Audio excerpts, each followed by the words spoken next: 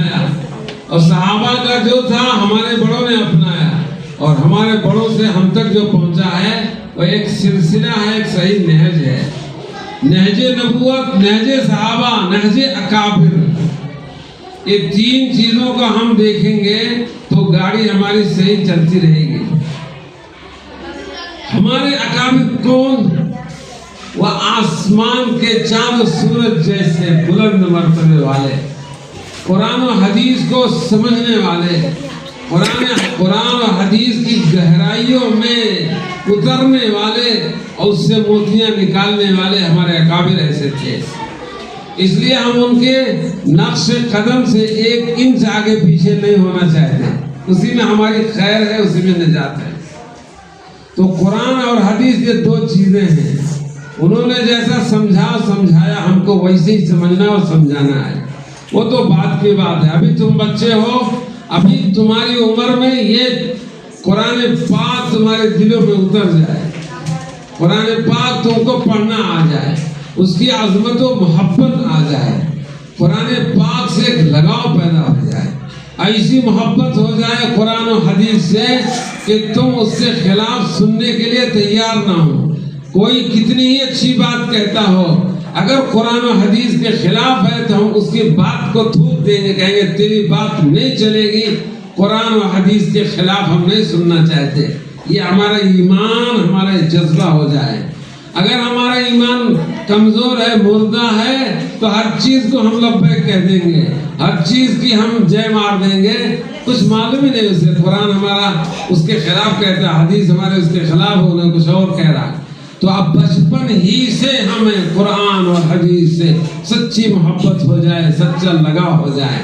یہی قرآن پاک ہے جس کو پڑھ کر صحابہ کرام کی زندگیاں بدل گئی۔ یہی وہ قرآن پاک ہے جس کو پڑھ کر حضرت عمر فاروق رضی اللہ تعالیٰ عنہ نے آدھی دنیا پر حکومت کی۔ یہی قرآن پاک ہے جس کے ذریعے مسلمان ترقی کرتے رہے اور کتنا اونچا مقام ہو گیا۔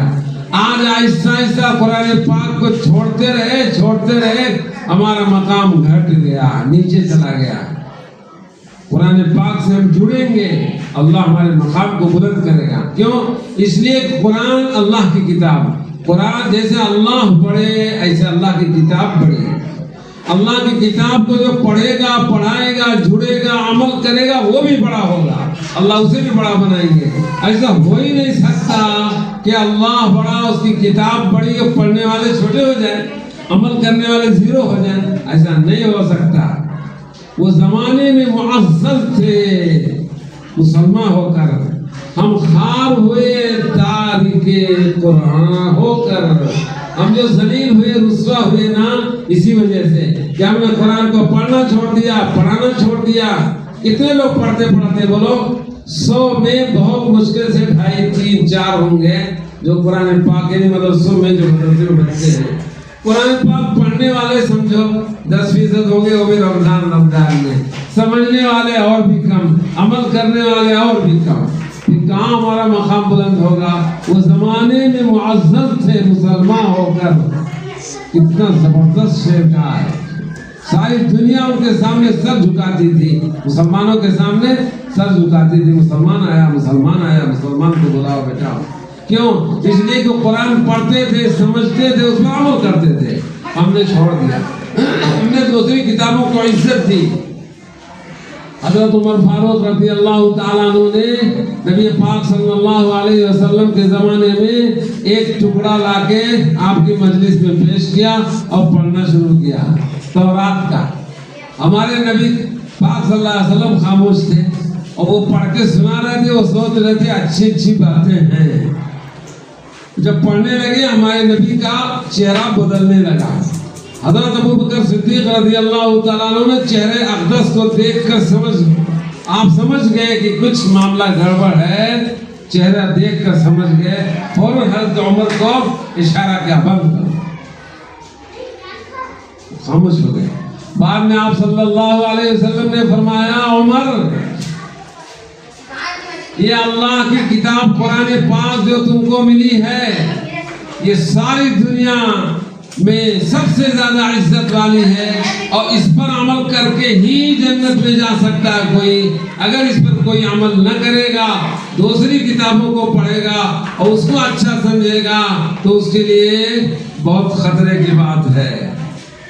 فوراً انہوں نے اسے رکھ لیا, چھپا لیا, کیونکہ ہمارے پاس قرآن پاک ہے. اس جیسی کتاب دنیا میں کہیں ہے ہی نہیں. اس جیسی کتاب کی تعریف تمہارے سامنے کرے تو گھنٹہ چاہیے.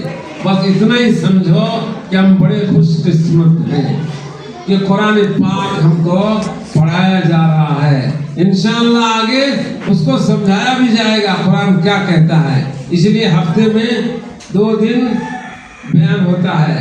اسی قرآن پاک کو تھوڑا تھوڑا تمہارے سامنے پیش کیا جاتا ہے نبیوں کے واقعات کے ذریعے سے.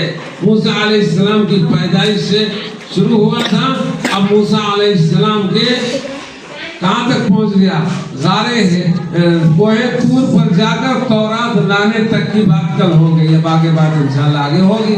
کہنے کا مطلب ہم قرآن پڑھیں گے بھی, قرآن سمجھیں گے بھی, قرآن پر عمل بھی کریں گے, ہماری زندگیاں انشاءاللہ بہت بہتر ہوں گی. اللہ تعالیٰ ہمیں سمجھنے کی, عمل کرنے کی توفیق عطا فرمائے. ماشاءاللہ اس وقت جو بچے قرآن مکمل کر چکے ہیں ناظرہ, ان کو مبارکبادی پیش کریں گے, ان کو ہدیہ دیں گے. دعا بعد میں ہو جائے گی. آ جائیں انعام پہلے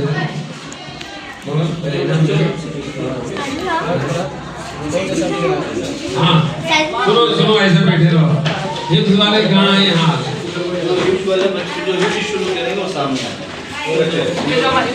کوئی منٹ کو ایسے کھڑے ہو جائے تو بھی چلتا ہے, کرنے کے بجائے.